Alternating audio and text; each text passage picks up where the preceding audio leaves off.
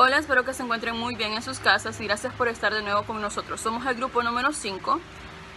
Soy Tiffany Rápalo, estudiante de la carrera de Derecho de la Universidad Nacional Autónoma de Honduras. En esta ocasión venimos a platicarles sobre la disolución y liquidaciones en las sociedades mercantiles. ¿Pero qué es una disolución? Pues la disolución es el acto de la voluntad por el cual se hace concluir una sociedad. Vale decir que la Constitución quiere dar vida, pero la disolución pues quiere extinguirla. La normativa mercantil, en el artículo 330 del Código de Comercio, en la cual declara en forma enfática que la disolución de la sociedad no acaba automáticamente con la misma, sino que es el punto de partida para su liquidación, pero conserva su personalidad jurídica para los efectos de dicha liquidación. Entremos un poco entre las causas de la disolución de las sociedades mercantiles, y estas son en la primera, de la disolución prevista en los estatutos o voluntades. Son aquellas que dependen de la voluntad de las partes.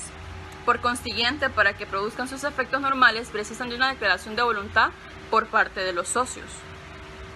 Si concurren algunas de las causales de disolución previstas en los estatutos, la disolución requerirá acuerdo de Asamblea General adoptado por la mayoría legalmente requeridas. En este caso de la disolución, se pretende pues que en la asamblea que se haga regularmente cada año, los acuerdos o la mayoría de los socios estén de acuerdo para dar por concluida la sesión y determinar pues que la empresa o la sociedad ya va a quedar diluida. Otra de las causales son las causas legales, que estas las podemos encontrar en el artículo 322 del Código de Comercio. Nos habla sobre el término de una sociedad. En este caso, en el artículo 14, numeral 6, nos habla que tenemos, así como tenemos contratos por tiempos definidos, en este caso tenemos una sociedad por tiempo definido. Que si empieza, un ejemplo, si la sociedad empieza en enero del 2020, se concluye en enero del 2021, entonces en este caso ya la sociedad tiene un término definido de cuánto va a durar. Otra de las causas es la imposibilidad de realizar el fin principal de la sociedad. La imposibilidad física es la situación de hecho. Por ejemplo, una empresa se constituyó para construir un aeropuerto, pero lamentablemente no se pudo construir el aeropuerto. Entonces aquí vemos que la sociedad pues no tiene razón de ser, porque el fin principal ya no existe o no existe en totalidad.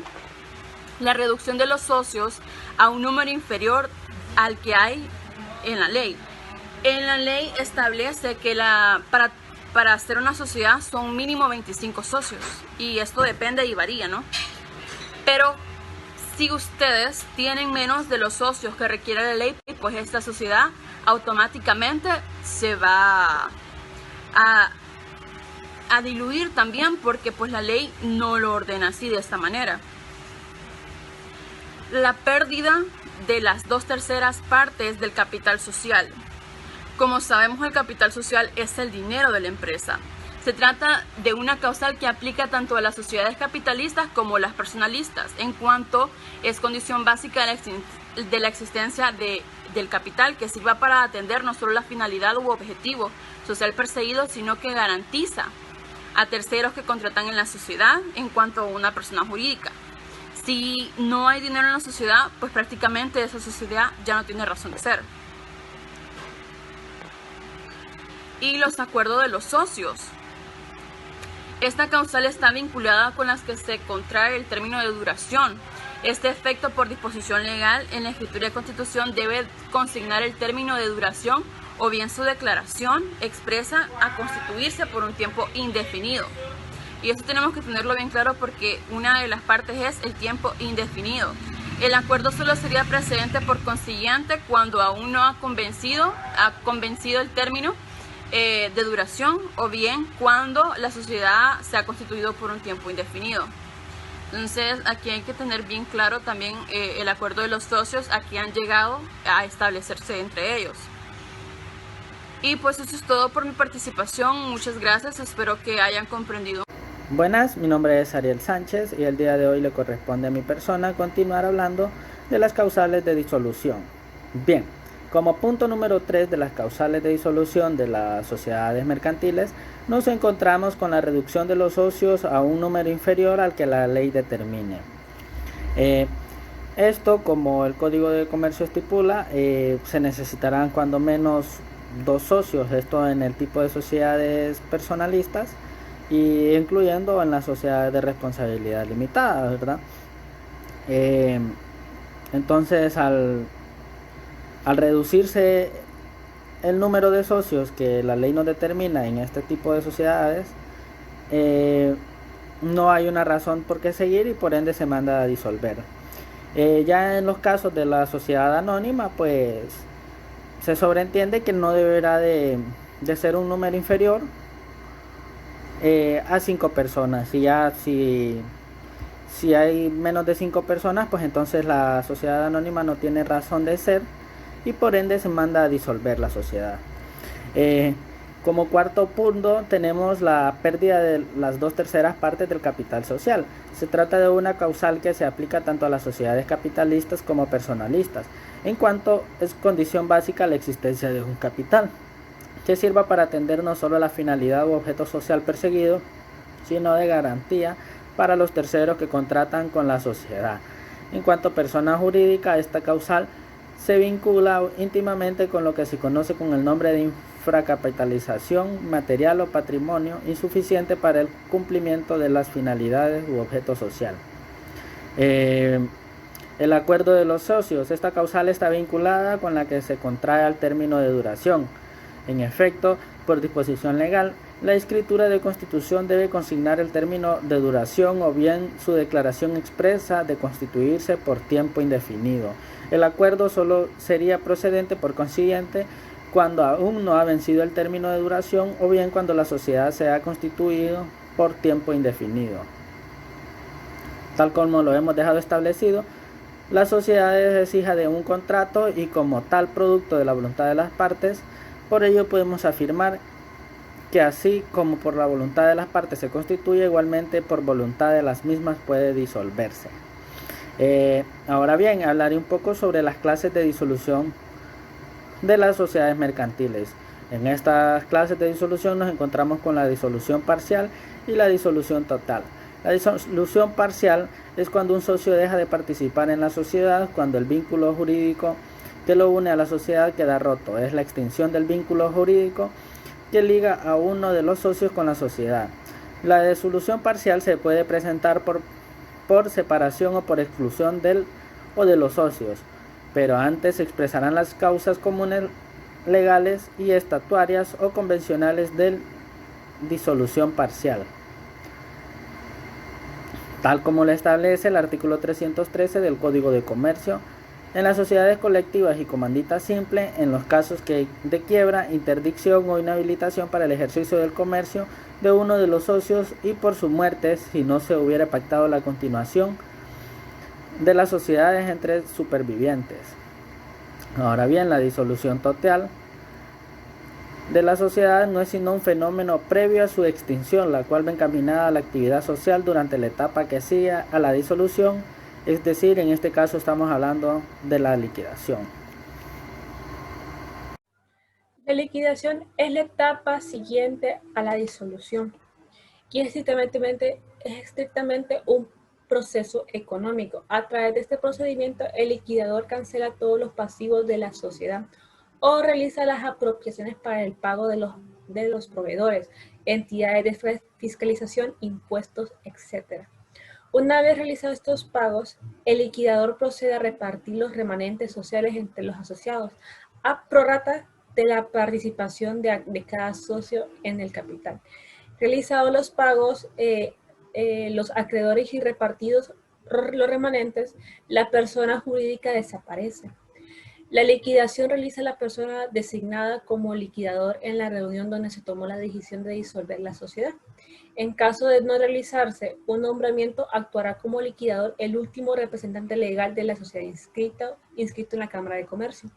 En las sociedades por cuotas o partes de interés, los socios están facultados para hacer directamente la liquidación si así lo acuerdan.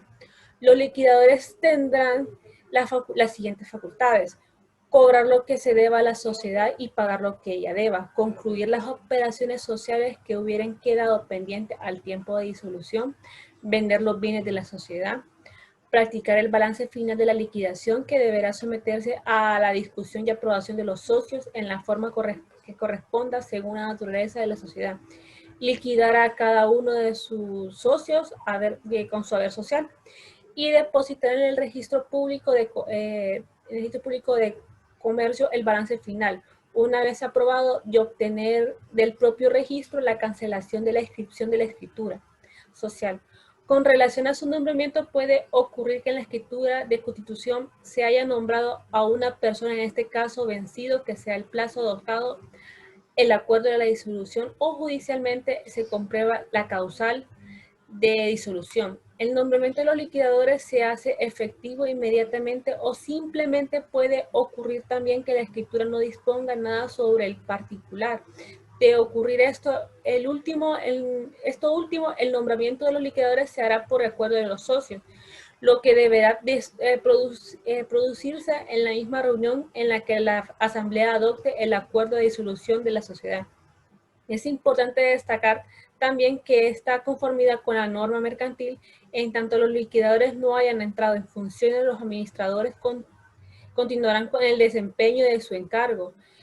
Y en el expreso entendido que de mediar dolo o negligencia al no proceder la inscripción de dicho nombramiento, tanto los administradores como los liquidadores nombrados incurren en responsabilidad.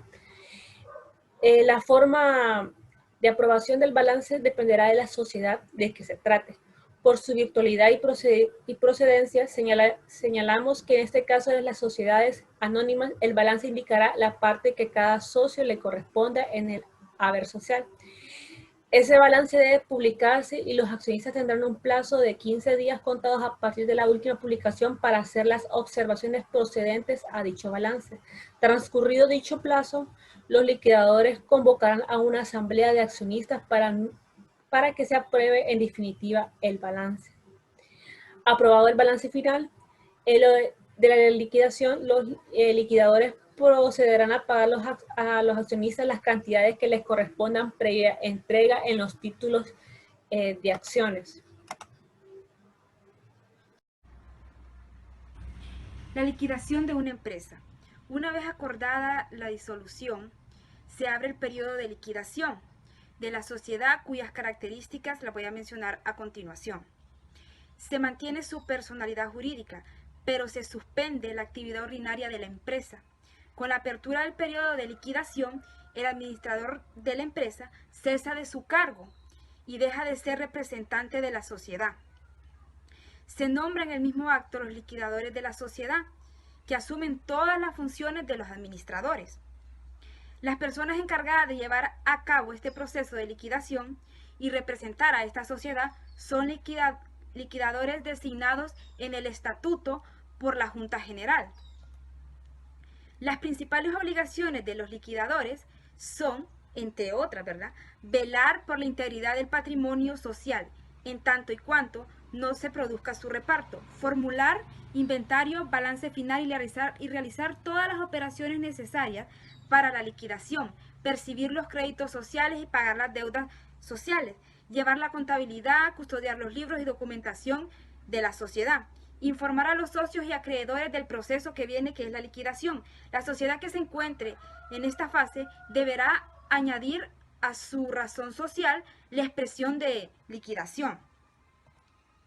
Las operaciones de liquidación de la sociedad, de acuerdo con aquello establecido en los estatutos sociales y la legislación. Ya mis compañeros presentaron sobre la disolución y liquidación. Ahora comentaré cómo es el proceso que se debe realizar. El acuerdo que se toma en la asamblea de disolución de la sociedad se debe plasmar en acta y ahí se nombra al liquidador con las facultades de ley para llevar a cabo la liquidación. Esta acta se debe protocolizar, se debe publicar una realización en un diario de circulación.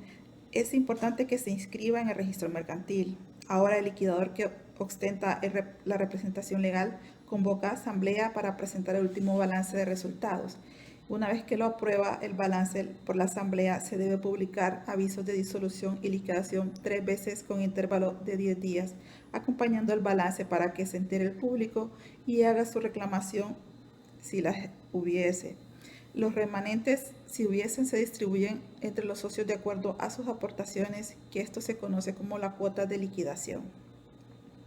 Luego, el liquidador solicita el cierre definitivo del asiento registral en el registro mercantil. Y esto conlleva un trámite que se debe hacer, es trámites tributarios, y se hace en la Secretaría de Administración de Renta. Y de los requisitos que debe presentar es pues el escrito de la solicitud, donde debe de acreditar el poder. Se tiene que llenar un formulario que ellos tienen habilitado. Se deben presentar los estados financieros de los últimos 2 años de la sociedad que culmina. Deben estar timbrados, sellados y firmados por el gerente propietario y contador vigente. Debe llevar el punto de acta de la disolución de la sociedad, que ya lo hemos hablado.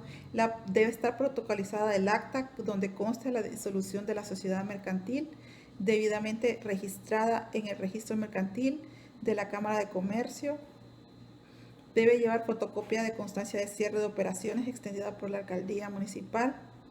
Esto, si no se tiene, pues la constancia de estar en trámite. También debe de llevarse una balanza de comprobación mensual en formato de Excel de los 2 últimos años.